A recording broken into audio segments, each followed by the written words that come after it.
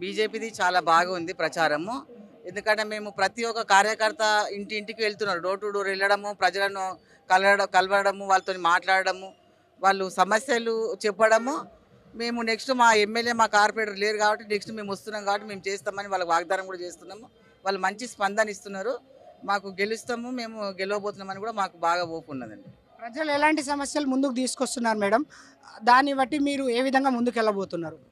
ఇక్కడ మెయిన్ 10 సంవత్సరాల నుంచి ఒక ఎమ్మెల్యే ఉన్నారు. గత ఎమ్మెల్యే పాపం ఆయన అట్లా అయిపోయింది కాబట్టి ఎలక్షన్లు వచ్చినాయి కానీ ఏదో ఒకటి కూడా అభివృద్ధి చేయలేదు ఇంతవరకు.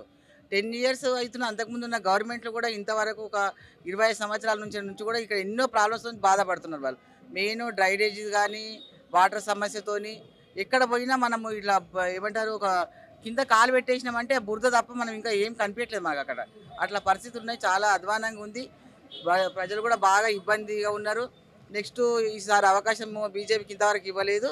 ఖచ్చితంగా ఈసారి బీజేపీకి అవకాశం ఇస్తామని చెప్తున్నారు.